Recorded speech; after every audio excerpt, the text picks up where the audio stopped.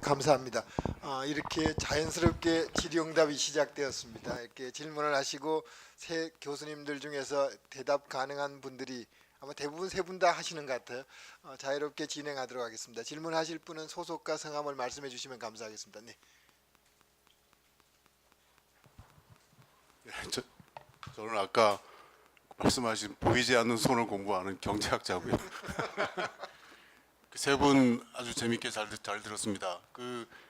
저는 이제 몰라서 여쭤보는 건데 이제 몽고 뭐 이런 역사에 관심도 있고, 근데 기본적으로 유목 이민이라고 하는 것이 이제 계속 옮겨 다니고 그러다 보면 옆에 종족, 옆에 사람들하고 계속 접촉이 있고 그런 건데, 그러니까 투르크라고 하는 일종의 아이덴티티를 왜 중국의 천산산맥에서 저쪽 지금 터키까지 거기만 국한하는 건지, 초원지대가 몽골까지도 위에 다 이어지는 건데 그쪽은 왜 투르크라는 아이덴티티에 안 들어가는 건지 그게 궁금하고요. 그러니까 여러 가지 측면에서 문화, 역사, 그리고 두 번째는 성동기 교수님께서 나중에 우즈베키스탄을 이제 계속 역사적으로 지배한 강대국들 쭉 이렇게 열거할 때 보면 카라키타이라고 있는데, 그게 중국의 요 나라를 세운 키타이하고 같은 건지.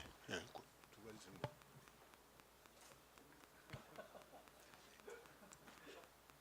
첫 번째 질문은 제가 대답을 드리겠습니다.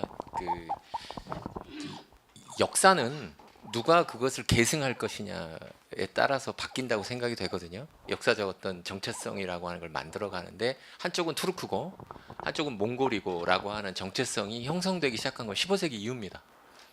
근데 이제 그 연원을 좀 올라가면은요, 아까 말씀드린 것처럼 6세기 중반부터 8세기 중반까지 200년 동안 돌고리라고 하는 제국이 있었어요. 근데 그 제국이 무너지고 나니까 제국의 한 흐름이 서쪽으로 가고요, 한 흐름이 몽골 초원에 그대로 남는데 그대로 남는 족속이 위구르라고 하는 이제 유목 제국이 100년 동안 존재하는데요. 재밌는 건 이 위구르라고 하는 나라하고 돌고리라는 나라가 사이가 좋지 않습니다. 뭐라고 생각하냐면 위구르 사람들은 200년 전에 원래 우리나라가 있었는데 얘네들이 우리나라를 뺏었다라고 생각을 해요. 그래서 내가 200년 동안 지배를 받다가 얘네들을 업고 다시 국가를 세웠다라고 생각을 하면서 자신의 어떤 정체성을 만들어요, 위구르라고 하는 집단이. 근데 이 위구르라는 나라가 몽골 초원에 100년 동안 있다가 망하고 난 다음에 이 사람들이 지금 신강적으로 이주를 합니다. 그래서 이제 거기서 몽골 제국 시기 전까지 약 한 300년 동안 국가를 건설하고 존재를 해요. 그런데 재밌는 건 뭐냐면 이 위구르의 후예들이 이쪽으로만 간 게 아니라 또 동쪽으로도 가요. 동쪽으로 어떻게 된 거냐면 거란이 이제 그 다음에 등장하는데, 우리 이제 중국사에 보면 거란, 요나라가 등장하는데 그 요나라를 세울 때 아주 결정적인 영향을 끼칩니다. 왕비씨족이 전부 다 위구르 사람들이에요.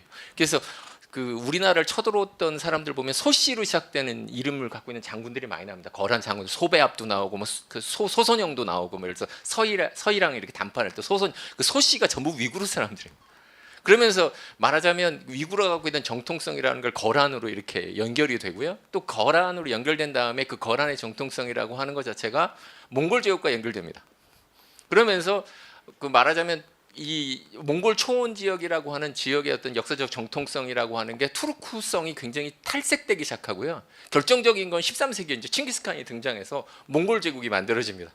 그러니까 이제 서쪽으로 옮겨간 투르크라고 하는 어떤 그런 정체성은 다른 형태로 이제 오구즈라고 하는 집단으로 연결되고요. 그 오구즈라는 집단이 셀주크랄지 오스만으로 이렇게 연결되면서 자신들의 어떤 정체성을 만들어가는데 굉장히 중요한 역할을 하는데, 여기서 결정적인 충돌이 어디서 발생하게 되냐면 이 투르크들이 이슬람을 받아들이고요. 이슬람을 받아들이면서 투르크가 이슬람이라고 하는 두 가지의 정체성이라고 하는 걸 서로 묶어서 투르크 이슬람이라고 하는 하나의 어떤 성격을 갖게 되는데, 이게 이제 몽골과는 다른 겁니다. 몽골이 이 지역에 지배에 들어왔는데 몽골은 이슬람화되지 않거든요. 그리고 특히 15세기 이후에는 이 몽골이 불교화합니다. 소위 티베트 불교를 받아들이고 이러면서 몽골 티베트 불교라고 하나의 큰 세력 집단이 만들어지면서 이것이 서진을 하고요. 또 한편으로 투르크와 이슬람이라고 하나의 정체성이 만들어지면서 이게 동서양진영이 충돌을 하게 되고요. 이렇게 되면서 이제 서로의 어떤 정체성이 그 위에 이렇게 만들어져 가기 때문에 서쪽으로 간 투르크적인 정통성은 카자크랄지 뭐 그 이후에 등장한 여러 유목 국가나 이 중앙아시아 지역의 어떤 국가에 존재하는 사람들한테 되게 의미를 갖고 작동을 하게 되는데 그 이쪽 동부 지역에서 그것이 몽골로 대체되고 난 다음에는 몽골이라고 하는 정통성이 더 중요했기 때문에 투르크적인 정통성이 몽골 초원이랄지 이쪽 동아시아 지역에서는 작동하지 않는다고 보는 게 제 견해입니다.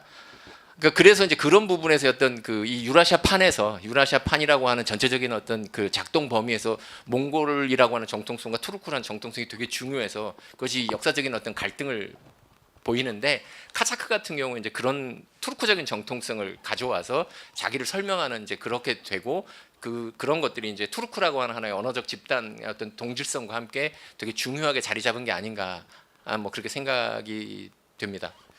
다른 두 분 또 혹시 보충 설명 있습니까?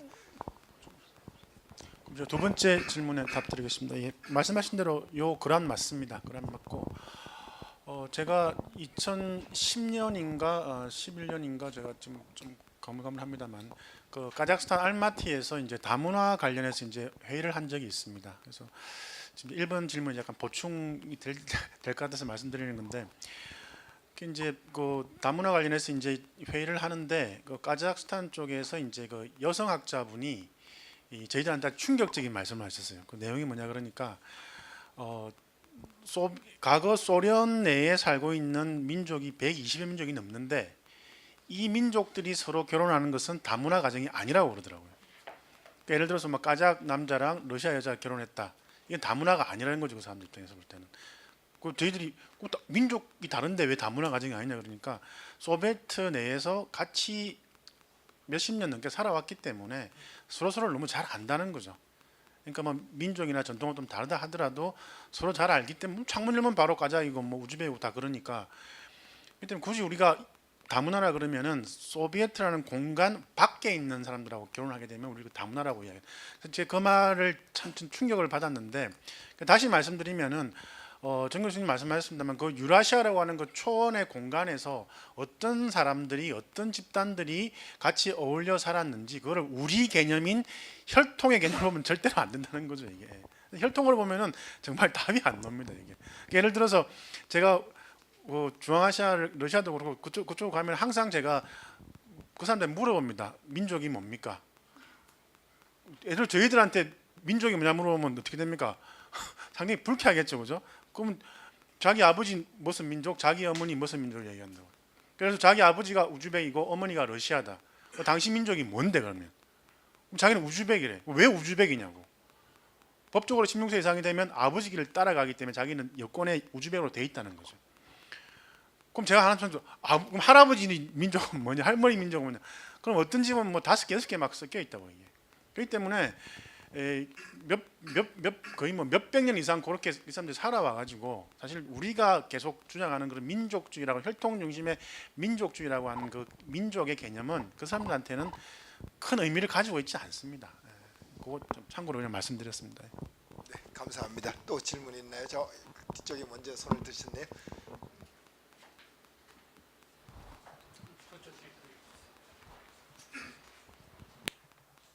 네, 저는 한국행정연구원에서 왔는데요. 저는 약간 그 우즈베키스탄에 대해서 질문을 하고 싶고 또 현재 우리한테 주는 정책적 함의에 대해서 좀 여쭤보고 싶은데요. 그런 역사 문화가 우즈벡 현재 정치 사회 체제에 영향을 끼쳤을 거라고 생각을 하는데 저희가 주로 공무원 대상으로 하는 사업을 하고 있습니다. 국가행정 아카데미와 그 ODA 사업을 하고 있는데 그게 그러니까 그 나라 정부 조직이나 공무원은 지금 현재 어떤 문화의 영향을 가장 많이 받았다고 볼 수 있는 건지 주의해야 될 점이 있는지 좀 여쭤보고 싶고요. 두 번째는 다른 그 중앙아시아 국가에 비해서 우즈베키스탄은 특히 한국을 좋아한다라는 것을 알게 되었습니다. 그렇다면 한국이 가질 수 있는 비교 우위는 뭐라고 할 수 있는지 그 좀 두 가지 여쭤보고 싶습니다. 그럼 성동기 교수님이 답을 하셔야 될까요?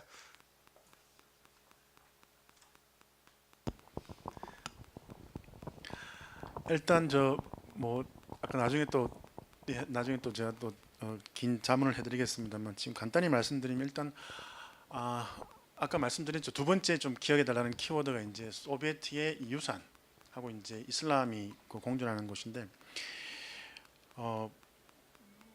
답답하죠. 답답한데 우즈베키스탄뿐만 아니라 그 러시아도 그렇고 소련에 속했던 공화국들은 공무원 시험이 없습니다.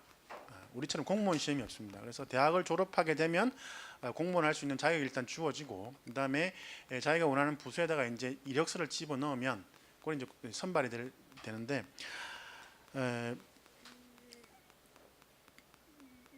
예를 들어서 뭐 91년도에 이제 그 대우라든지 뭐 나중에 삼성까지 이제 들어가서 사업을 하게 되는데 뭐 예를 들어서 대우에 이제 그 파견 나온 직원이 우즈벡 공무원들하고 일을 해야 되겠죠. 좀 공장을 지어야 되고 뭐 자동차 뭐 그때 공장 만다고 막 지금 막 그러니까 우즈벡은 가면 참 편한 게 일단 그 자동차가 다 예전 대우 모델들입니다. 그래서 일단 공항 내리서 나오시면은 뭔가 좀 푸근한 그런 게 있습니다. 외제차가 별로 없기 때문에 이게 이제 이 대우 실제로 있었던 이야기입니다. 요즘 애들 표현은 뭐 레알인데 실화인데 본사에서 계속 이제 그 독촉하는 이제 그 뭡니까 야단치는 이제 그 팩스가 계속 날라오는 거예요. 그 파견 나간 지사에 있는 직원이 답변할 때마다 이제 그 팩스에다가 제일 끝에 종이 제일 끝에다가 NGWH를 제가 계속 보내는 거예요. NGWH 영어로 NGWH를 해서 보낸다고요. 나중에 본사 그 담당자가 야, 이 뭔 뜻이냐 이거 NGWH가 네가 와서 해라고.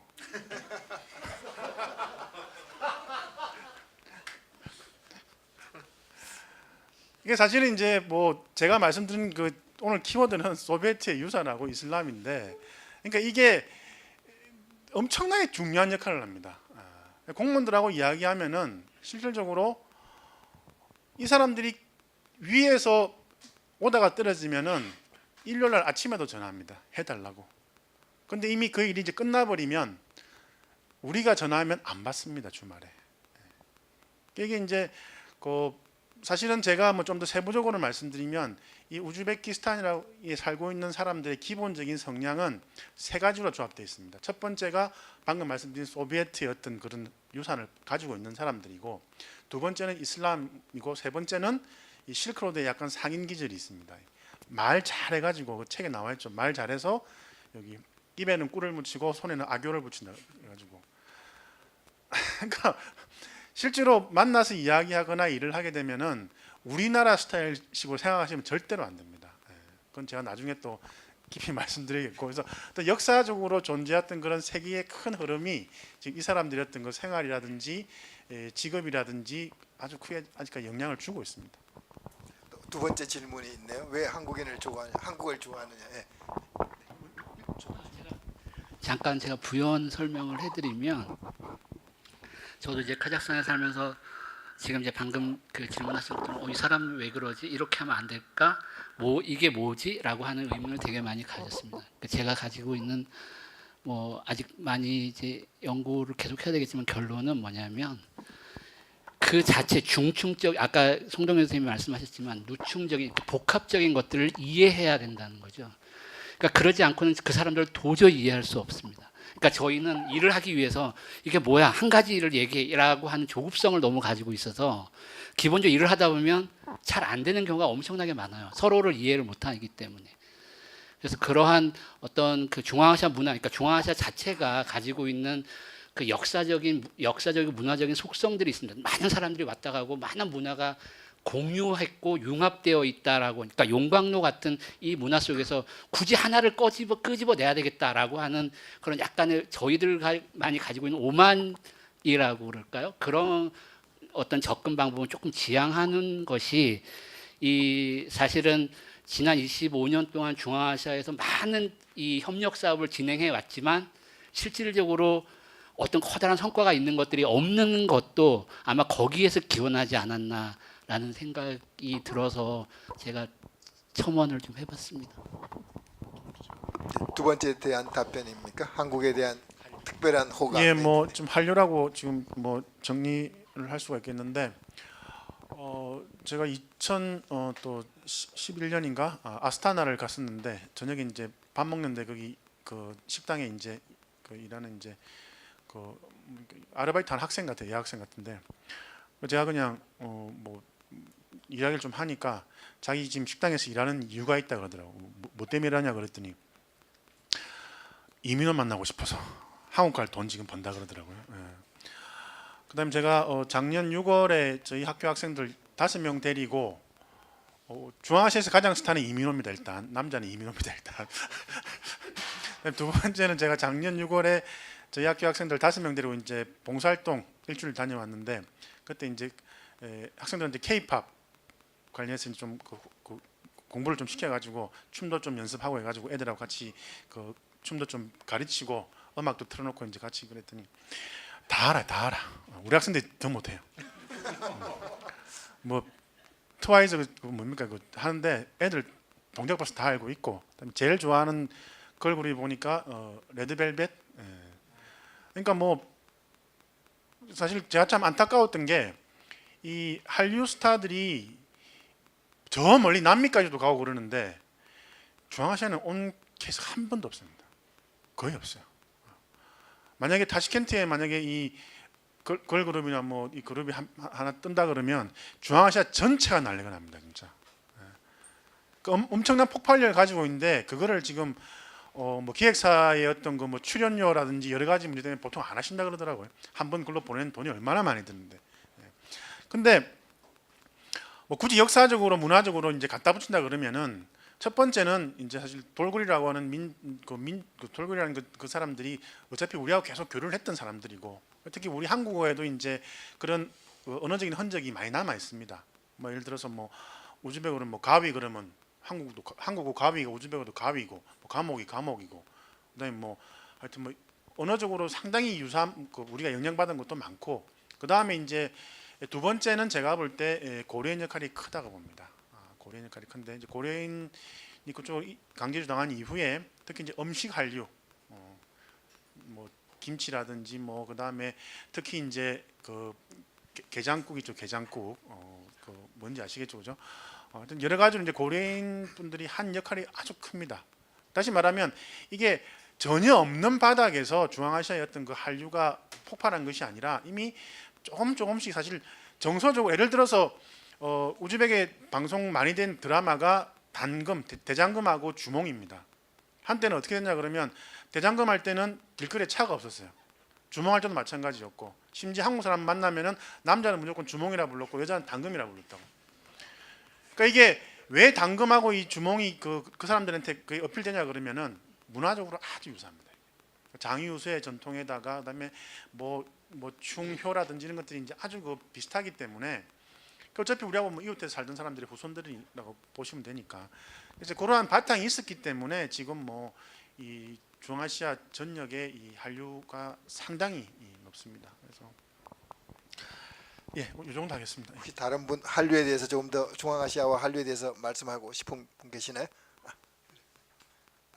그럼 다른 질문 받겠습니다. 네. 아까 좀 먼저.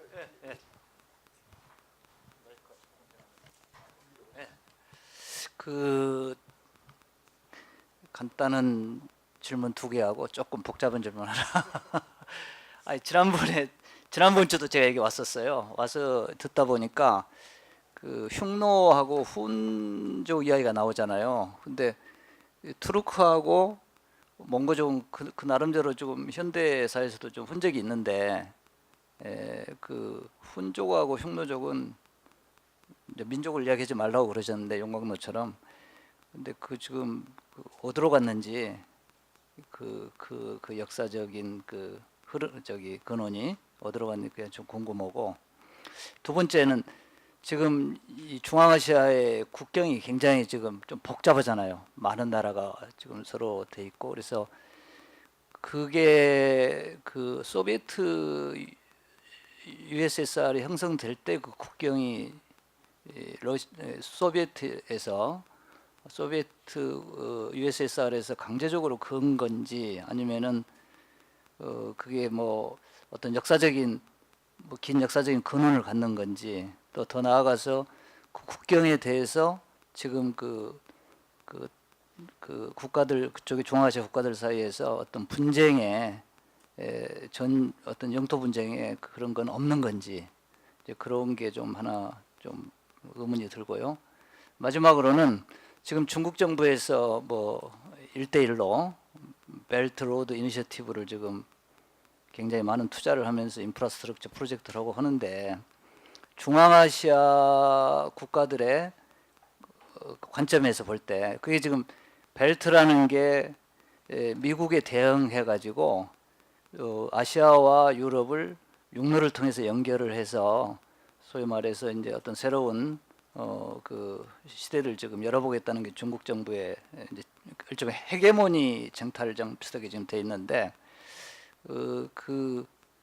중앙아시아의 관점에서 볼 때 중앙아시아 사람들은 그 벨트 이니시티브 중국의 벨트 이니시티브에 대해서 어떤 이해관계를 가지고 그걸 받아들이고 있는지 그런 크게 세 가지 질문 정도. 네. 네, 감사합니다. 세 분이 적절하게 본배에서 대답해 주세요. 첫 번째는 제가 해야 될 것 같은데요. 중국에서 흉노라고 보통 하는 건 아마 후노라고 아마 그런 거에 음차로 생각해요. 그러니까 노가 붙어서 나쁘다는 뜻이 아니라 아마도 자신의 명칭이었는데 아마 훈이라고 하는 말의 원의가 사람이라고 보통 일반적으로 얘기합니다. 그러니까 사람이라고 하는 의미가 되는데 그 흉노라고 하는 개념은 아마 중국 사람이 물어보니까 내가 사람이다 하고 대답한 거에서 아마 시작되지 않았을까 뭐 이렇게 일반적으로 얘기를 하고요. 저희가 자꾸 흉노족, 훈족 이런 말을 붙이니까 자꾸 족속적 개념으로 자꾸 이해되는데 훈이라고 하는 것도 하나의 국가적 개념, 폴리틱한 개념으로 이해해버리면 흉노도 하나의 폴리틱한 개념으로 이해하면 쉽게 해결될 문제인데 저희가 현재적 관점에 자꾸 거기다 족이라고 하는 말을 붙이게 되니까 그게 어떤 하나의 족속적인 것이 있어서 그 다음에 그 족속이 없어지고 뭐 새로운 족속이 등장한 것처럼 생각이 되는데 예를 들어서 북아시아 초원에 살았던 유목민들 중에 국가를 우리가 흉노라고 불렀고 그 다음에 이제 그런 전통이 하나 만들어지면 아까도 말씀드렸던 거 그러니까 그 옆에 시간이 200년 지나서 저쪽에 훈이 생기는 것도 똑같은 그런 거라고 생각이 되는데요. 훈이라고 하는 국가가 존재했기 때문에 그 다음에 그 정통성을 이어서 훈이라고 하는 사람들이 등장하면서 내가 족속으로 같은 게 아니라 정통성을 가져오게 되고 그 집단이 저 유럽까지 들어가는 그러면서 물어보면 너 누구냐 그러면 나 훈이라고 아마 대답을 하고 그런 거 그러니까 투르크였으니까 그 다음에 등장하는 친구들도 너 누구냐 그러니까 투르크라고 대답하고요. 몽골이 등장하고 나니까 그 다음에 등장하는 친구들한테 너 누구냐 그러니까 몽골이라고 하잖아요. 그래서 몽골을 인도까지 들어가서 나라를 만들고 그 물어보면 내가 뭐냐면 몽골이라고 대답하는 그런 것처럼 자꾸 그 뒤에다 족을 안 붙이면 문제가 끝나는데 저희가 요즘 교과서에도 저희가 제일 싫어하는 게 훈족이라는 말을 쓰는 거거든요. 훈족의 이동이 아니라 저는 훈의 이동이라고 이렇게 표현해야 될 거를 자꾸 거기다가 족이라고 하는 말을 붙여버리니까 제가 그래서 그 족빼기 운동을 하고 있는데 잘 안 들어져요. 아니 저는 예전부터 굉장히 그걸 중요한 문제라고 생각해서 교과서에도 빼야 되고 일반 대중서에서 빼야 된다고 해서 저는 계속적으로 그걸 굉장히 강조하는 상황이거든요. 근데 교과서나 이미 너무 그런 걸 자꾸 쓰다 보니까 당연히 선비족, 흉노족, 뭐 훈족 이런 말이 익숙해되다 보니까 그 당연한 것처럼 자꾸 이해되는데 그런 부분 좀 조금 저희가 바꾸면 해결될 문제가 아닌가 하는 뭐 그런 생각이 듭니다. 두 번째 예.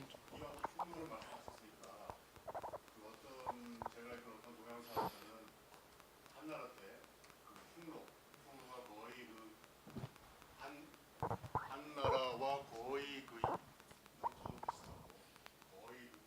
그만한 관계국을 이제 남과 초원의 남과 북에서 했던 이제 그런 그렇게 이제 얘기하는 사람들은 왜 그러면 흉노는 이렇게 역사 기록에 사라져? 흉노가 역사 기록에 사라진 게 아니라요. 400년 동안 국가를 유지했고요. 그러니까 스스로의 기록이 남지 않은 거죠. 예를 들면 그러니까 흉노 문제가요 세계사적으로 굉장히 중요한 문제고요. 학자들이 되게 연구가 많은데 이게 왜 문제가 되냐면 그러니까 흉노 연구를 하려면 두 가지 방법밖에 없어요. 한 가지는 중국에 남아 있는 기록을 연구하는 거고요. 또 하나는 고고학적인 발굴을 하는 건데요.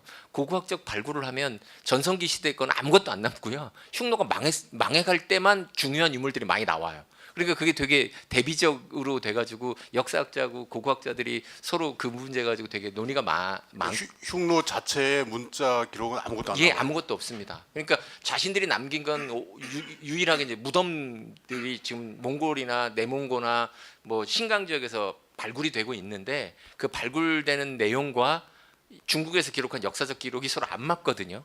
그러니까 안 맞다 보니까 그 문제를 어떻게 해결할 것이냐라고 하는 게 이제 되게 그 저기 충돌 지점이어서요. 그래서 설명하기가 참 어려운 부분인데 아까도 말씀드렸던 것처럼 그걸 자꾸 족속적 개념으로 그러니까 예를 들어서 아까 한 것처럼 사카도 저는 하나의 사카족이라고 자꾸 해버리니까 뭔가 그 어떤 족속적인 어떤 집단이 있었을 거라고 자꾸 생각하게 되는데 사카 문화 현상이라고 생각하면 되거든요.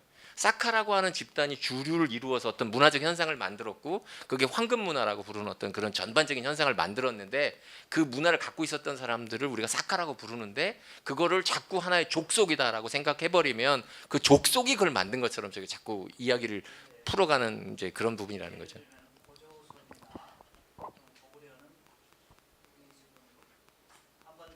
한민족이 후에 그 선조다 조상이다 이런 주장을 하잖아요.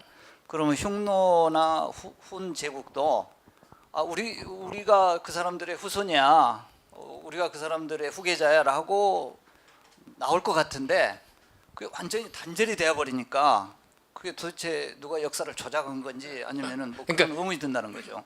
그 중앙 유라시아에서요 제국이 3번 있습니다. 큰 제국이. 그리고 그 큰 제국이 3번 나왔다는 게 굉장히 의미가 있는데요. 그게 왜 중요하냐면 그때 단절이 이루어집니다.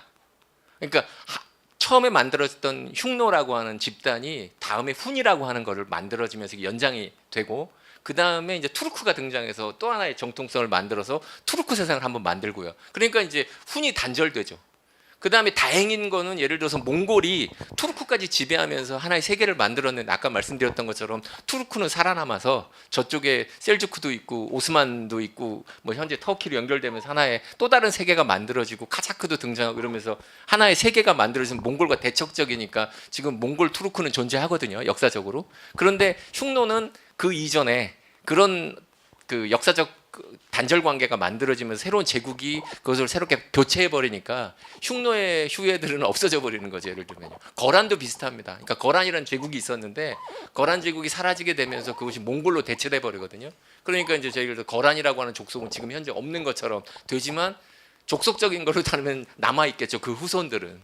근데 저희가 이제 정치적으로는 없어져 버리게 되는 거죠. 역사적으로 없어져 버리게 되고요. 역사상으로 예를 들면 몽골이나 또는 터키에서 흉노나 후는 우리 역사다라고 주장을 하나요? 예. 양쪽이 싸움을 벌입니다. 그래서. 서로 자기 조상이라고. 몽골에서도 흉노가 자기 조상이고 터키에서도 제가 지난주도 아마 그 말씀을 드렸던 거로 기억이 되는데요.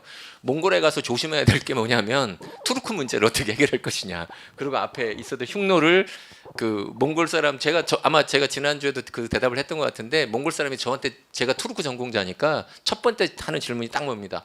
흉노는 몽골의 조상이 아니야? 라고 저한테 물어봅니다. 예? 그게 이제 몽골 사람들한테 굉장히 중요한 문제거든요. 왜냐하면 자기들이 그걸 이었다고 생각을 합니다. 몽골 사람들. 또 터키 사람들도 훈도 자기 거고 흉노도 자기 거고 투르크도 자기 거고 다 자기 거라고 또 역사적으로 서로 설명하거든요. 그래서 이제 그 문제가 늘 충돌을 하는 거죠. 예를 들어서. 두 번째 국경 문제는 먼저 대답을 좀 듣고 하겠습니다. 예, 그 국경은 기본적으로 지금의 현재 국경은 소비에트가 그은 게 맞습니다.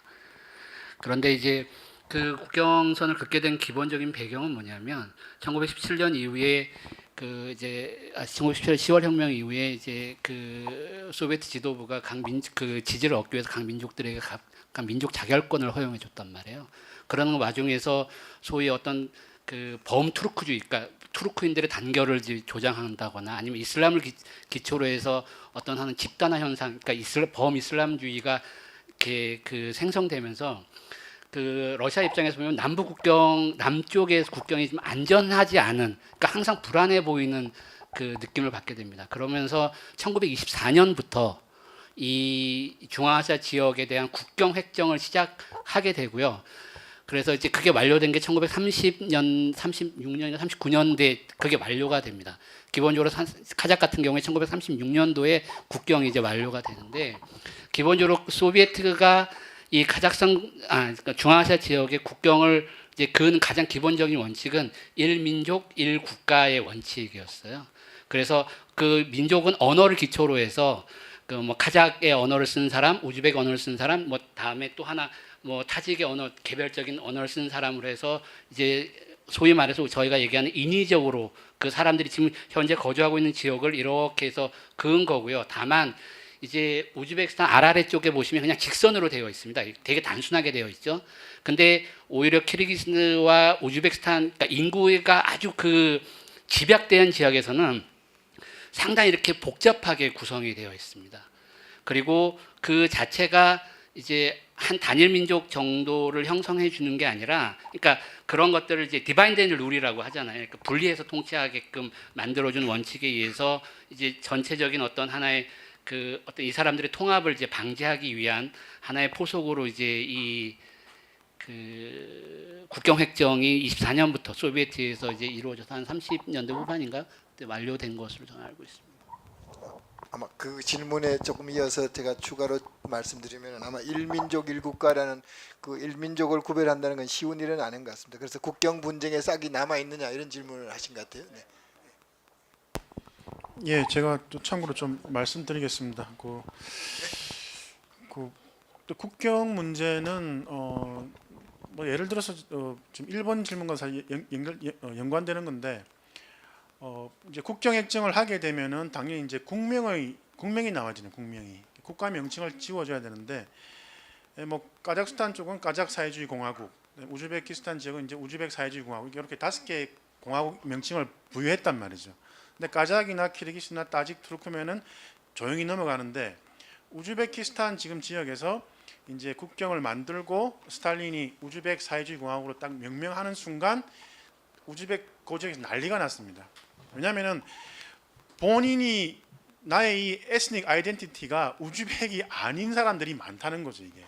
그래서 특히 이제 좀 시끄러웠던 데가 이제 지금 우즈베키스탄 서쪽 지역 호레즘 지역이고, 그러니까 예를 들어서 이제 뭐 대한민국의 국가 명칭을 갖다가 내일 서울민국으로 바꿔 버린다. 그러면 서울 사람들이야 뭐 오케이 하겠지만 제주도 뭐 전라도 내가 왜 서울민국을 받아들여야 되지 이런 분위기란 말이에요. 그러니까 어느 날 갑자기 국명이라는 게 없던 지역에 선거 주고 이제 우즈벡 사회주의 공화국이다 이제 딱 해버리니까 본인이 역사적으로 자기 집안은 우즈벡하고 전혀 상관이 없는 사람들입니다. 그러니까 반발이 상당히 심했다고요. 그러니까 일본 질문하고 관련된 게 뭐냐 그러면 제가 지금 우즈벡 가가지고 당시 민족이 뭐냐 그러면 다 우즈벡이라 그래요.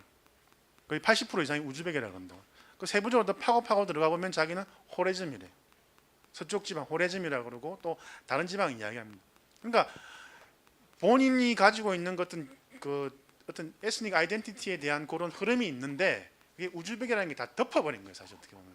그러니까 상식적으로 생각해 보면은 우즈벡 그 15세기에 그 이제 지금 카자흐스탄 초원 지역에서 이제 우즈벡이라고 불리는 사람들이 내려온단 말이에요. 내려와 가지고 지금 이제 우즈베키스탄 지역을 지배하게 되고 그때부터 이제 우즈벡이라는 이제 명칭이 지금 이제 우즈베키스탄에 남게 되고 지금까지 우즈베키스탄으로 불리는데 근데 실제로 뭐 우즈베키스탄의 우즈벡이 어디서 왔는지 카자흐스탄의 카자흐이 어디서 왔는지 그건 사실은 뭐 아직도 연구해야 되는 분야이고 그러니까 지금 하나의 큰 그 명칭이라고 하는 그러니까 아까 말씀하신 정치적인 그 이름이 하나의 세부적인 것들을 다 덮어버린 거예요. 그게 역사적으로 계속 그렇게 오다 보니까 아까 뭐 흉노 지금 어디 있지 분명히 있겠지 어딘가. 그 예를 들어서 중화인민공화국이 그 건국되었을 때 만주지방에 있는 어느 누구도 자기 만족이라 안 그랬다고요. 자기 만족이라 하면 사실 불이익을 당하니까. 예를 들어서 소련 때 우크라이나 사람들도 그 여권에다가 자기 민족 적을 때 러시아라 했단 말이에요. 왜 러시아 해야 자기가 더 그 이득을 좀 받을 수 있으니까. 근데 독립하고 난 다음에 다 자기 민족 찾고 지금 또 중국도 지금 뭐 만주족들도 자기 뭐 만주족이라고 이야기하는 놈도 나타나고 있으니까. 그러니까 어찌 보면 이제 정 교수님 말씀하신 건 정치적인 것들이 어찌 보면 이제 그런 세부적인 것들을 많이 덮어왔다라고 볼 수 있고, 그다음에 특히 분쟁을 하나 더 말씀드리면은 지금 수자원 분쟁이 상당히 심각합니다. 중앙아시아 지역. 그러니까 앞에서 제가 말씀드린 바와 같이 천산에서 이제 눈이 녹아가지고 강을 만드는데 천산 위에 있는 국가들이 타지키스탄하고 키르기스탄 쪽입니다. 이 사람들이 그 상류에 있다 보니까 이제 전기를 공급받기 위해서 뭐 물을 쓰기 위해서 댐을 만든답니다. 댐을 만드니까 물이 많이 못 올라가고 아까 말씀드린 우즈베키스탄 지역은 물이 있어야 목화를 농사를 지을 수가 있는데, 그러니까 이제 그런 부분 가지고 이제 소련 때는 이제 그런 부분들이 조절이 됐는데 독립 이후에는 이제 각 독립 국가들이니까 이해관계가 아주 첨예한데 그 중심에 바로 물 문제가, 수자원 문제가 있습니다. 네, 아마 국경 분쟁의 그 가능성은 그렇게 크지 재미있는 않다는 얘기를 하나 말씀 제가 같네요. 설명을 드리면요. 터키에 교수를 하고 있는 저 친구가 국적이 키르기스인데 집이 우즈베키스탄하고 붙어 있어요. 그래갖고 800m만 가면 우즈벡 국경인데요. 자기 삼촌 큰아버지는 전부 우즈베키스탄에 사세요. 그래가지고 국경 분쟁 때문에 못 다닌대요 요즘은.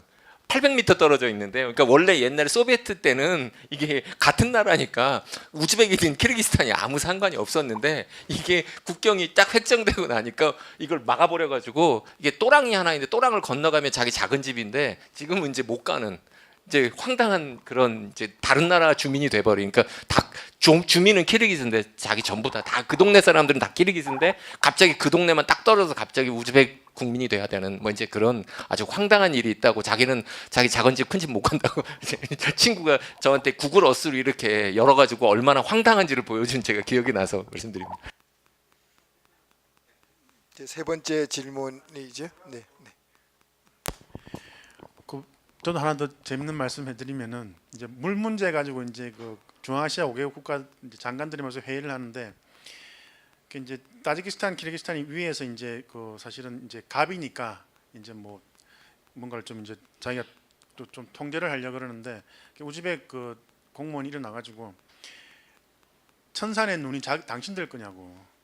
지금 투르크메니스탄, 우즈베키스탄의 그 뜨거운 여름을 햇빛을 쬐어가지고 그 지열이 올라가서 이제 천산 넘어가면서 눈이 생겨가지고 당신들 그 물 받는 거 아니냐. 그러니까 이 천산의 이 눈은 중앙아시아 5개국 공동의 자산이다. 지금 그렇게까지 지금 싸움하고 있습니다. 지금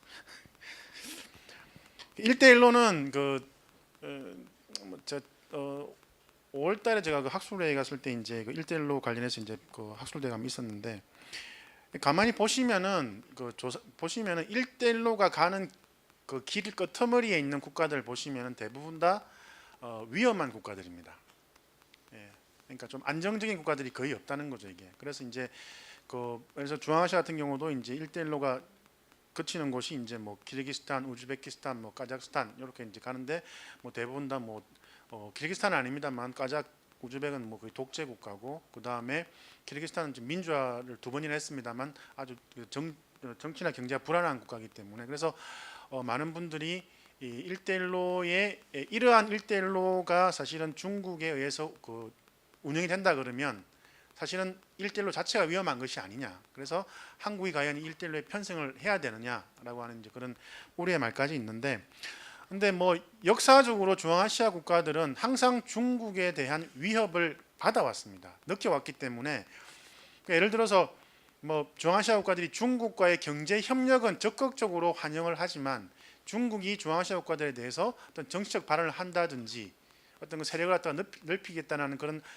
의도가 보이면은 사실은 상당히 이 중앙아시아 국가들이 두려워하면서도 이거를 차단시키려고 하고 있습니다. 그래서 중국도 이 사실을 잘 알기 때문에 중앙아시아 국가들하고 지금 뭐 상하이 협력기구라 그래서 이제 그 하나의 다자 협력기구가 있습니다만 중국이 가급적이면 그 사실을 알기 때문에 이 중앙아시아 국가들에 대해서 뭐 정치적으로라든지 어떤 국제 뭐 관계 측면에 있어 가지고 그렇게 심한 발언을 하지 않습니다.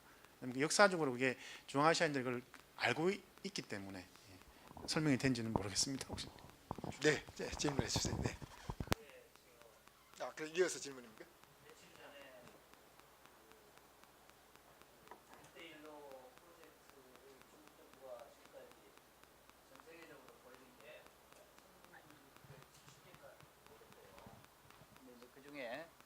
그중에 한 20%는 뭐 상당히 큰 트러블이 있고 또 상당수가 제대로 지금 진행이 안 되고 있다.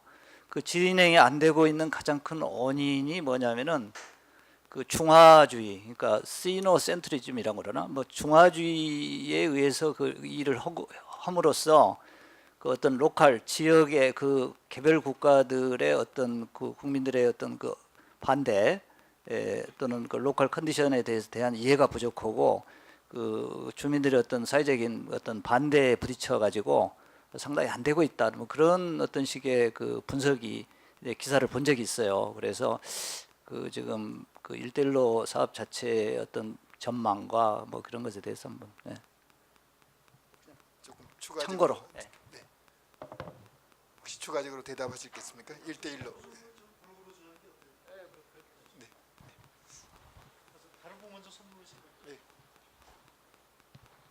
예, 교통연구원에서 예충렬입니다. 저는 출장 갈 기회가 있어가지고 우즈베키스탄에 먼저 2번 가보고, 그다음에 이란에 한번 가보고, 그다음 투르크메니스탄에 가봤는데 갈 때마다 그 지역이 어딘지 잘 안 맞춰지고 상당히 멀리 있게 느껴졌는데, 지난주하고 이번 주 이제 강의를 들으면서 조각 정보가 좀 맞춰지는 이런 느낌이 들어서 굉장히 좋고요. 중앙아시아에 대해서 이제 일반인들이 그 지역을 전공하지 않은 사람들이 이해하기에는 최근에 진행된 것을 그레이트 게임이라는 그 피터 호커크라는 분이 쓴 책이 굉장히 재미있고 또 중요한 정보를 많이 제공하는 것 같습니다. 거기 보면 이제 그 지역의 주로 자원이라든지 이런 전략적 요충을 차지하기 위해서 러시아하고 영국이 각축을 벌이는 이제 그런 점을 보면서 나중에 이제 우리나라가 일제에서 벗어날 때 또 러시아가 빠르게 남진하고 하는 걸 보면서 굉장히 놀라운데요. 그게 이제 지금은 미국하고 중국의 또 전쟁이 아닌가, 새로운 그레이트 게임이 거기서 일어나고 있다 이렇게 봅니다. 그래서 미국 같으면 우즈베키스탄을 요충으로 해서 이제 아프가니스탄으로 들어가고 이런 게 나오고, 중국은 1대1로 해서 또 이렇게 들어가고 하는 부분이 보이는데요.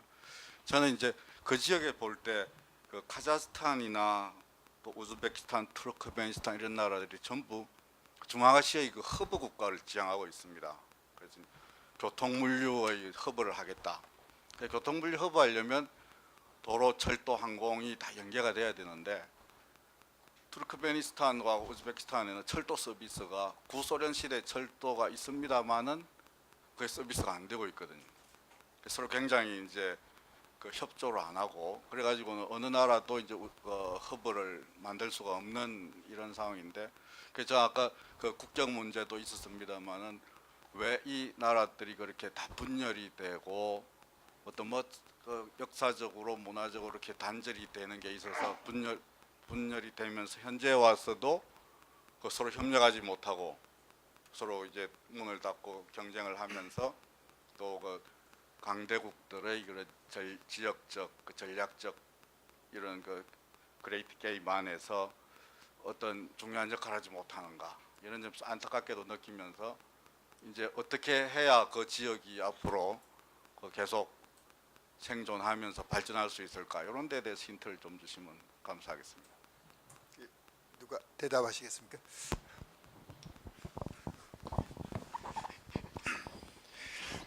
예, 뭐 그레이트 게임이 사실은 그러니까 시간상 제가 말씀 안 드렸습니다만 중앙아시아가 역사적으로 해왔던 가장 큰 그 기여도, 경제적으로 했던 가장 큰 기여도가 바로 이 대체 지역입니다.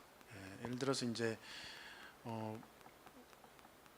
아까 말씀하신 영국과 이제 러시아가 이제 그레이트 게임 한 것도 어찌 보면은 목화 때문에, 목화 전쟁이라고 볼 수 있는데, 그러니까 이제 남북 전쟁이 터지면서 이제 미국 남북 전쟁이 터지면서 남부 지역에 생산되던 목화 생산량이 확 줄어들고, 이제 여기에 대체해서 이제 목화 산지가 어디냐라고 이제 한 것이 바로 중앙아시아 지금 우즈베키스탄 지역입니다.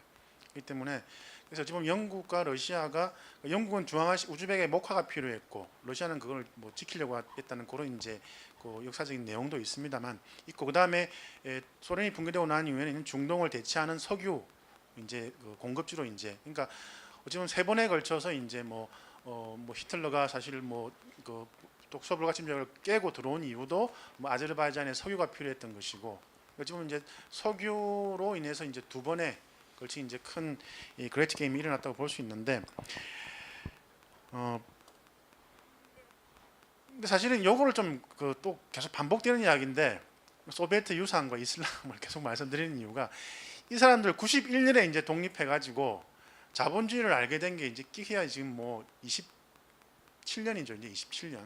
27살 됐는데, 27살 된 사람들이 이 지금까지 해왔던 일들은 뭐냐 그러면 계속 강의하셨습니다만 일단 민족 정체성 찾아야 되고 다시 말하면 네이션 빌딩하고 스테이트 빌딩 해야 되는 겁니다. 그러니까 이 국가 만들고 민족 만드는데 거의 시간을 엄청나게 허비했다는 거죠. 이게. 그러면서 이제 어떻게 되냐 그러면 우즈베키스탄 같은 경우는 자기 아이덴티티를 찾기 위해서는 러시아하고 일단 등을 져야 된다. 그래서 반러 친서방으로 가고, 그러니까 각 국가들마다 이제 자기 아이덴티티를 갖다 여러 분야에 찾기 위해서, 그러니까 이 그 강대국들을 상대로 해서 이제 그러한 외교 정책을 한다는 거, 외교 노선을 가져간다는 거죠. 그러니까 친러 반서방 반서방 갔다가 또 뭐 갑자기 또 뭐 반러 또 친서방 가고, 그러니까 요로 했던 그 과정 자체가 지금까지 계속됐다 보시면 됩니다. 그러니까 이 서로 간에 이게 협력이 안 되는 거예요. 왜냐하면 우즈벡 같은 경우는 솔직히 우즈벡이 지금 발전하지 못하는 이유는 너무 많은 걸 가지고 있어서 그렇습니다. 우즈벡은 국경 다 닫아버리고 해도 외부의 어떤 국가와의 그 무역이고 뭐 아무것도 안 한다 하더라도 살 수가 있습니다. 농산물 풍부하고 자원 웬만한 거 다 가지고 있기 때문에 굳이 외국과 죄송합니다. 굳이 외국과 교류를 안 한다 하더라도 자체적으로 먹고 사는데 전혀 문제가 없단 말이죠. 심하게 말씀드리면은. 그래서 카자흐스탄 같은 경우는 석유 자원 개발해야 되니까 석유 기업들, 메이저 기업들 들어와서 석유 개발해서 이제 그걸 수출하고 해야 되니까 당연히 친서방 정책 해야 되고, 러시아 붙어 있으니까 러시아하고 또 친해져야 되고. 그러니까 각 국가들마다 이해하는 관계가 다 다르기 때문에 자연스럽게 이 5개 국가들이 사실은 소통할 수 있는 기회가 거의 없었고, 소통도 사실 안 되는 거죠. 자기 국가들이 이해가 걸려 있으니까. 근데 이제 아마 제 생각에 이제 앞으로는 조금 바뀔 것 같아요. 왜냐하면 이제 각 국가들이 자신들이 어떻게 그 아이덴티티를 만들어 왔고, 또 이제 뭐가 어떤 길이 좋은지를 대충 알기 때문에, 한 가지 이제 좀 좋은 긍정적인 변화는 우즈베키스탄이 이제 그 지금 26년 독재한 그 대통령이 이제 갑자기 급서하고 지금 새 대통령이 들었었는데, 이 대통령이 지금 카자흐스탄하고 투르크메스탄하고 주변 국가들하고 계속 지금 다니면서 지금 손잡고 있습니다. 이제 우리끼리 이제 좀 친하게 좀 지내고 중앙아시아라고 하는 하나의 그 테두리를 만들어 가지고 좀 이제 힘을 좀 만들어 보자라는 식으로 가고 있습니다. 그러니까 이제 27살 된 이 시점에서 이제 무언가를 서로 이제 공통분모를 찾아 가지고 이제 조금씩 시작하지 않느냐 이렇게 보고 있습니다. 지금 이전까지 시기에는 소련 붕괴 이후, 독립하고 난 이후에 이제 길을 찾아가는 과정이었고, 그렇게 이해하시면 될 것 같습니다. 조금 전에 국경 분쟁 질문한 것도 이 지역 사이에 협력이 잘 안 되는 그 이유를 한번 묻고 싶었던 그런 그 질문의 연속이었던 것 같아요. 하나만 더 말씀드리면, 그래서 국경 걸 때 그 사실 우즈베키스탄 가시면 다시 사마르칸트하고 부하라 지역은 따지킨들이 많이 삽니다. 그리고 타지키스탄 북부에 가시면 우즈벡인들이 많이 살고, 카자흐스탄 남부에 가시면 우즈벡인들이 많이 살고, 또 키르기스탄 서쪽 지역은 남쪽 지역은 또 우즈벡인들이 많이 삽니다. 그러니까 이제 사실 민족을 중심으로 해서 언어를 중심으로 국경을 걷는다고 했지만, 제가 볼 때는 이 신이 아니시면 그거 완벽하게 걷지를 못합니다. 그렇기 때문에 이게 이제 지금 스탈린의 유산인데, 엄청나게 이 잔혹한 유산인데, 근데 다행스러운 것은 예를 들어서 뭐 유고 연방, 예전에 유고슬라비아 같은 경우는 뭐 아시다시피 분쟁 엄청나게 크게 일어났지 않습니까? 뭐 세르비아, 뭐 크로아티아에서 막 일어났는데, 중앙아시아는 다행스럽게 그러한 그 분쟁은 아직 크게 발생한 적은 거의 없습니다. 간간히 뭐 일어나긴 했습니다만, 뭐 국가의 어떤 국가의 위기를 부를 만큼 그런 건 일어나지 않았습니다. 또 더 하실 말씀이 있나요? 그래요? 그럼 다음 질문으로 넘어가겠습니다. 네, 말씀 잘 들었습니다. 오늘 보니까 그 청중이 뭐 레벨 1도 있고 레벨 7도 있는데, 저는 레벨 처음 참석하다 보니까 레벨 1인데 이런 질문이 해도 되는지 모르는가 그런 생각을 해봤고요. 직업능력개발원의 주인조입니다. 보니까 이제 중앙아시아 국가들이 그 수없이 침략을 받고 뭐 중층정문을 만들어가면서 뭐 융합적이라고도 볼 수 있는 것 같아요, 이게. 근데 이제 또 한 가지 또 이제 이 경계심도 외진에 대한 경계심도 많아 보이는데, 우리가 이제 이쪽 나라 사람들을 만났을 때 처음 만났을 때 비즈니스적으로 화두를 어떤 거를 이제 하는 게 좋은 건지, 뭐 좋은 건지 뭐 이제 요거 관계고요. 그리고 두 번째는 우리가 이제 표현상에서 조심해야 될 것들, 뭐 이제 그런 것들이 어떤 거 있는지, 그거를 질문드리고요. 두 번째는 이쪽 나라 사람들은 이제 그 대륙 국가 기질이 있어 보여요. 제가 볼 때는.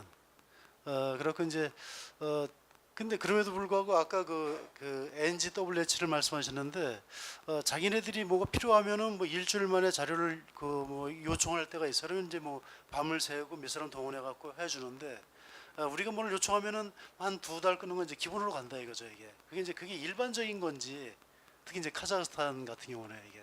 갖고 이럴 때 이제 어떻게 대처하는 것이 이걸 해서 해결할 수 있는 건지 그거를 묻고 싶습니다. 예, 뭐 여러 가지 지금 방금 하신 것 중에 여러 가지 해석들을 이제 말씀드릴 수 있는데요. 그러니까 옛날에 이제 카자흐스탄이 이제 석유가가 엄청 이제 고유가를 유지하면서 카자흐스탄이 엄청 그 경제 발전 지속하고 있을 때 저희 한국 정부에서 웬만한 사람이 가면 그쪽에서 잘 안 만나줬습니다. 그리고 그러니까 자기네들은 한국이 아니더라도 다른 나라와 충분히 협력할 수 있는 자신감이 있었던 거죠. 그러다가 이제 그 외환위기인가요? 언제 한번 뭐 그걸 겪고 나서 다시 한번 이렇게 한국과 어떤 협력을 또 모색하려고 하는 여러 가지 시도들을 제가 이제 본 적이 있는데 그런 걸 제가 겪고 나서 느낀 게 뭐냐면 이게 과연 소비에트라기보다 제가 아까 이제 그 이 PT를 설명드리면서 이제 맨 마지막에 있는 거를 제가 설명을 못 드렸는데 기본적으로 그 사람들의 문화에서 차지하는 그 어떤 퍼센테이지라고 하나요? 그게 3중으로 그러니까 프리소비에트, 다음에 소비에트, 다음에 포스트 소비에트 이런 3가지 종류가 있다면 저희들이 지금 보고 있는 거는 포스트 소비에트랑 소비에트 문화만을 보는 게 아닌가라는 생각이 됩니다. 그러니까 옛날에 저희가 이제 저도 뭐 경험을 해보지는 못했지만 여러 자료들 같은 것들을 보면 유목민이라고 하는 것들이 힘에 철저하게 복종해서 완전히 그 이제 뭐 그 엎드리다시피 철저하게 어떤 주종의 관계를 이제 형성하는 관계 속에서 힘이 절대적이면 그러니까 그런 관계들에 이제 비춰봐서 자기가 힘이 있으면 자기는 이렇게 좀 그러니까 어떻게 보면 그 이제 뭐 천천히 해도 되고 아니면 이제 약간 누워도 되는 입장이지만 자기가 없으면 그러니까 그런 변화들이 무궁무진하다는 거죠. 사실 어떻게 보면. 그래서 제가 뭐 아까 이제 했으면 말씀드렸을 텐데 그러니까 빙하가 있으면 빙하 밑에 있는 커다란 덩어리를 저희가 지금 보지 못하고 있는 실제 그게 제가 보기에는 프리소비에트라고 하는 그 부분인 것 같아요. 그러니까 그 부분에 대한 약간 이제 좀 더 심층 그러니까 저희가 이제 아까 말씀하셨지만 중앙아시아 관련한 연구자들이 그렇게 많지 않은 상황이고 다만 다 개별적으로 어떤 하나의 분야만을 지금 공부하고 있는 상황에서 종합적인 어떤 중앙아시아를 전체적으로 이해할 수 있는 그 어떤 그 깊이가 아직은 그렇게 크다고는 저는 생각하지는 않거든요. 그러니까 그 어떤 깊이를 좀 더 들어가기 위해서는 요 부분에 대한 그러니까 좀 전통적인 문화 속에 그 사람들이 가지고 있는 이 마음 속에 어떤 이런 것들이 과연 어떤 것이 있는가라는 것에 대한 연구들이 좀 더 이루어져야 되지 않을까라는 생각이 듭니다. 네, 감사합니다. 아마 그거 네. 요 얘기를 조금 더 저기 학술적인 측면에서 정리를 한마디로 하면은요. 뭐 유목하고 오아시스는 또 다르긴 하지만 중앙아시아를 설명할 때 굉장히 재밌는 텀이 하나 있는데요. 허스토리라고 하는 표현이 있어요. 그러니까 역사를 히스스토리라고 하는 컨셉으로 설명을 한다면 여기는 다른 사회보다 굉장히 허스토리라고 하는 게 굉장히 강하다. 그러니까 지금 선생님 말씀처럼 빙하 밑에 한 7분의 6 정도의 많은 것들이 계속 중충적으로 쌓여 있으면서 자기 것들이 사라지지 않는. 그래서 그 다층적인 그 말하자면 허스토리라고 우리가 눈에 띄지 않는 약간 비주류적인 어떤 그런 문화적 속성이나 그런 이야기들을 우리가 그 사회를 이해하지 못하면 좀 이해하기 어렵다라고 우리가 접근해야 되는. 그래서 다른 사회보다 그런 것이 굉장히 강하게 이렇게 두드러지는 뭐 그런 걸 좀 이해하면은 좀 쉽지 않을까 싶고요. 저는. 네, 좀 사실 이제 인문학적 좀 기초가 좀 된 상태에서 이 지역에 대한 인문학적 기초가 된 상태에서 이제 그 지역을 진출하시면은 사실 뭐 성공할 확률이 이제 50% 미만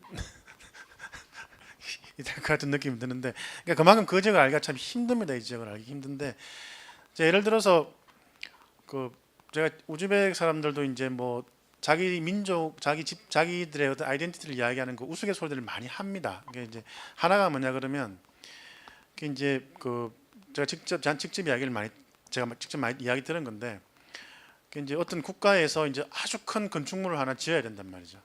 그래서 이제 미국 회사에 전화해가지고 이런 큰 건물 하나 만들 건데 얼마나 걸리겠냐 기간이 그랬더니 미국 회사에서 한 3년, 일본에 전화했더니 일본 회사가 뭐 2년, 한국 회사 전화했더니 뭐 조금 더 빠르겠죠.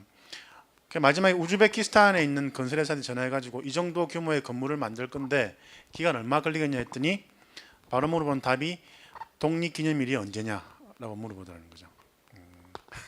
지금 이해를 못 하시는 것 같은데 그러니까 예를 들어서 위에서 무언가를 결정하고 이걸 해라 그러면 그래서 제가 이제 인하대학이 지금 이제 한국 대학 중에서 이제 그 사실 처음으로 우즈베키스탄 타시켄트에 이제 그 위탁 교육하는 학교를 하나 만들어 줬습니다. 인하 유니버시티 타시켄트라 그래 IUT라 그러는데 제가 이제 그때 그 학교 설립 때문에 제가 이제 2년 나가 있었는데 6개월 만에 건물을 리모델링을 해야 됩니다. 6개월 만에. 마지막에는 공사가 이제 진척이 안 되니까 그 7층짜리 건물에 청청마다 몇백 명씩 보내더라고요. 몇백 명씩 하루에. 그래가지고 결국 10월 2일까지 개교기념일 개교할 때까지 그 한 달 만에 마지막 그 과정을 다 마쳐버리더라고요. 그래서 이 사람들 하는 말이 가장 중요한 행사가 2개 있습니다. 아까 말씀드린 나부루즈가 있고 하나는 독립기념일입니다. 그러니까 위에서 뭘 하라 나부루즈까지 해라 그러면 몇천 명, 몇만 명을 동원해서 해내야 됩니다. 그게. 해놓고 나면 그 다음에 뭐 건물에 뭐 무엇이 부서지고 막 이건 나중 문제고 일단은 외형은 다 갖추어져야 한다는 거죠. 그래서 이제 이 사람들 우스갯소리로 이제 독립기념일이 언제냐, 뭐 나부루즈가 언제냐 이렇게 물어보는 이유가 그러니까 이 앞에서 말씀하셨습니다만 그러한 그 문화가 상당히 뿌리 깊게 있다는 겁니다. 이게. 네, 감사합니다. 시간이 많지 않아서 이제 질문하고 싶은 분들은 다 질문을 하시고 대답은 나중에 요약해서 대답을 듣는 방식으로 하겠습니다. 예.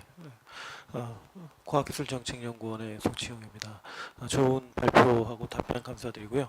한 2가지만 좀 질문을 드리고 싶습니다. 하나는 첫 번째 질문은 약간 그 야매 히스토리 같은 건데요. 아까 그 고선지 장군에 대해서 정재훈 교수님께서 말씀해 주신 것 같은데 그 뭐 요즘 그 뭐 이렇게 시중에 떠돌아다니는 얘기에 의하면 고구려 시대에 그 저희가 잘 아는 온달 장군과 평강공주의 그 온달이라고 하는 이름이 뭐 투르크의 이름이다 뭐 이런 얘기들이 좀 있습니다. 이게 뭐 저희가 파키스탄 가보면 이제 곤달이라고 하는 성을 저희가 많이 보는데요. 뭐 이제 그런 얘기도 있고 제가 이 말씀을 드리는 이유는 그 고구려나 뭐 고려 시대까지만 해도 이 중앙아시아하고 좀 교류가 있었던 것 같은데 제가 궁금한 이제 조선 이후에 우리가 이제 중앙아시아 쪽하고 교류가 어느 정도 있었는지 아마 그 교류가 많지 않았다면 아까 말씀하신 그 빙하의 밑에를 볼 수 있는 기반이 우리가 많이 부족한 이유도 그런 데 있지 않을까. 아마 그 저희가 일본에서 해방된 이후에 아마 한국이 그 중앙아시아하고 교류나 협력했던 부분들이 상대적으로 적었지 않느냐라는 부분이고요.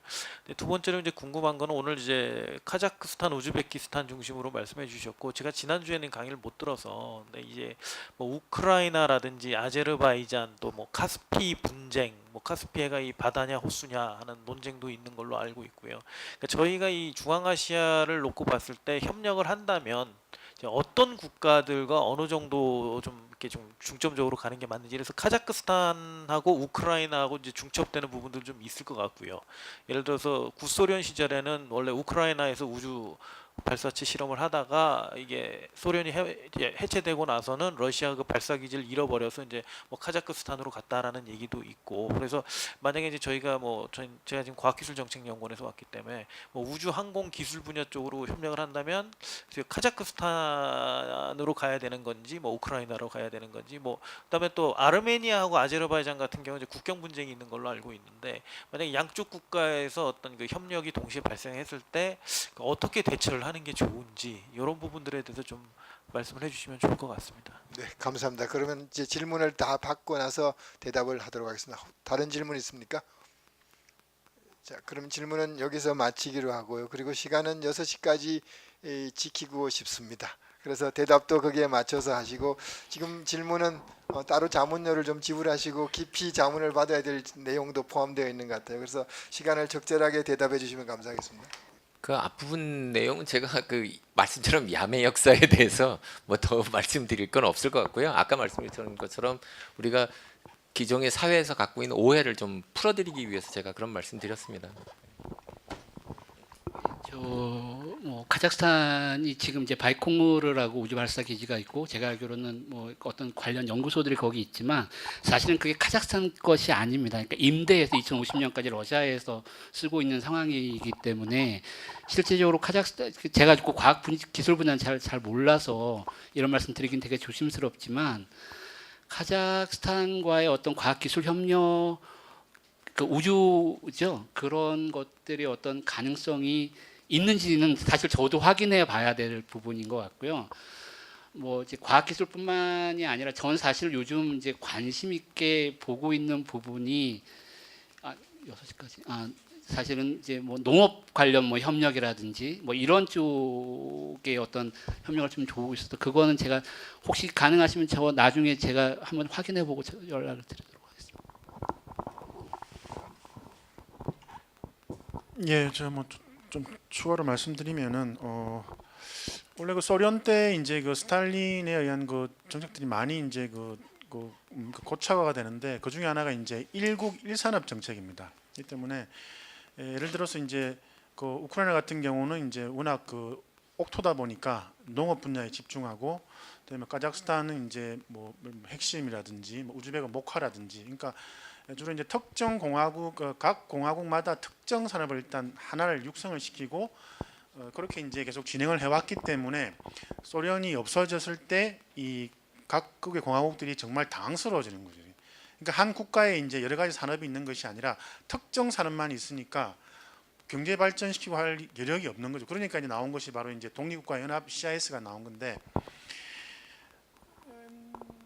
그렇기 때문에 그런 부분을 좀 조사를 해보시면은 소련 때 어떤 부분이 이 공화국의 뭐 특정 산업이었고 특정 그 육성 교육이 있었느냐. 예를 들어서 뭐 우즈벡 같은 경우 워낙 햇볕이 강하니까 뭐 태양열, 뭐 태양광 그런 거로 이제 뭐 또 조금 기술 경쟁력이 있다 그러고 그런 거 한번 조사해 보시면 될 것 같고 아르메니아, 아제르바이잔 말씀 하셨는데 제가 예전에 소비에트 과거 공화국들이 이제 뭐 청년 리더들 뭐 회의가 한 번 있었는데 어차피 아제르바이잔, 아르메니아니까 이 아르메니아 다음에 아제르바이잔이 앉게 돼 있습니다. 자리를 앉으면 원탁으로 앉으면 아르메니아, 아제르바이잔이 앉단 말이죠. 그래서 제가 그 담당자한테 둘이 완전 반대로 앉힌다고 했어요. 반대로. AB 순으로 하지 말고 알파벳 순으로 하지 말고 아르메니아 앉히면 거의 극 반대쪽에다가 아르메니아를 제가 앉히는 엄청나게 관계가 안 좋습니다. 이게. 그리고 한국 사람이 아제르바이잔 갔다가 아르메니아 들어가려면 아르메니아에서 시비 겁니다. 일단 아제르바이잔 같은 데 왜 갔냐. 일단 들어갔다가 다시 아제르바이잔 나오면 아르메니아 왜 갔냐. 이런 데를. 지금 그만큼 지금 나가르노 카라바흐 그 분쟁 그 영토 분쟁해 가지고 지금 두 국가가 왼수 중에도 왼수인데 그래서 아마 지금 말씀하신 그 부분, 그러니까 이런 그 국가들 간의 그런 뭡니까 이 첨예한 그 관계도 사실은 그 비즈니스한테 상당히 중요한 부분입니다. 예를 들어서 사실 그러니까 하나의 상품을 갖다가 뭐 몇 개 국가에 이제 수출한다든지 뭐 한다고 했을 때 이제 그런 부분이 상당히 중요한 부분을 차지할 수가 있습니다. 오히려. 네, 감사합니다. 오늘 3시간 동안 그 세 분 교수님께서 발표를 해주시고 1시간 동안 질의응답을 가졌습니다. 제가 동아시아 혹은 이 북방 쪽으로 그 세미나를 한 이후로 항상 시간이 부족했던 것 같습니다. 아마 이 분야에 대해서 전공하시는 분들이 아주 소수이고 그리고 젊은 학자들이 발표를 해주시고 해서 더욱더 귀중한 발표가 되는 것 같습니다. 제가 특히 감사드리고 싶은 것은 그동안 소외된 지역에 대해서 이렇게 인문학적인 접근을 해주신 젊은 연구자들에게 먼저 감사를 드리고 싶고요. 그리고 이 분야의 현실적인 필요성 때문에 이렇게 열띤 토론을 해주신 참석해주신 모든 분들께 감사드리고 싶습니다. 그러면 오늘 발표해 주신 정재훈 교수님, 성동기 교수님, 손영훈 교수님께 박수를 치면서 마치도록 하겠습니다. 네, 감사합니다. 다음 주에는 인도를 주제로 진행될 예정입니다. 많은 참석을 부탁드립니다.